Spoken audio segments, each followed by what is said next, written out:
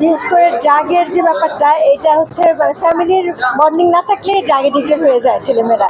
এটা বাবা মার অনেক বেশি মানে কেয়ার করতে হবে এই জিনিসটা।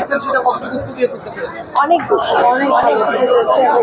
ওনার অ্যাক্টিং তো উনি তো মানে সুপারস্টার, এটা বলা কিছু নাই। ওনার অ্যাক্টিং তো উনি উনি উনি সেটাই। অনেকে নেশার দৃশ্যগুলো নিয়ে অনেক প্রশ্ন তুলেছে যে সিনেমা আসলে ভুল দিকে ধাবিত করতেছে, এটা কি হিসেবে আমার একটু মনে হয়েছে যে মানে কিছু যে এত বেশি দেখা যায় টিনেজার ছেলেদের প্রতি একটু এফেক্ট করতে পারে।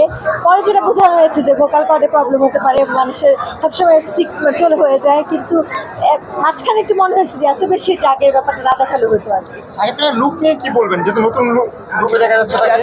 ওনার লুক তো প্রিয়তমা থেকে এমনা ফ্যান, ওনার লুক সবসময় আমার কাছে ভালোই মনে হয়েছে।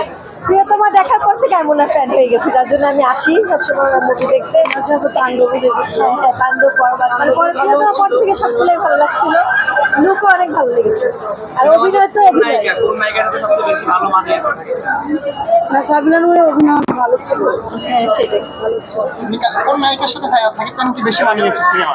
আমার প্রিয়তমা নায়িকা যে ঋতিকা পাল ছিল, ওর সাথে আমার সবসময় ভালো লাগে ওর সাথে আমার। আর সাবিলার সাথে ভালো খারাপ না, হ্যাঁ অভিনয়টা বেশি ভালো ছিল গতবারের তুলনায়। তানজিয়া আমার মিথিলার প্রথম সিনেমা হিসেবে এটা তো বেশি দেখায়নি, অল্প কিছুক্ষণ। হ্যাঁ এটা তো ভালোই লেগেছে, অভিনয় বেশি ছিল।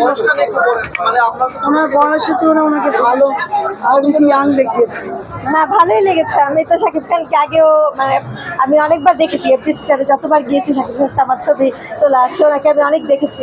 তো বয়স তো একটু হবে, এটা তো বয়সটা বোঝা যায় না। না না অনেক কম বয়স, রকেস্টার হিসেবে রকেস্টার লেগেছে, অনেক কম বয়সের মতোই লেগেছে। হ্যাঁ হ্যাঁ ভালো।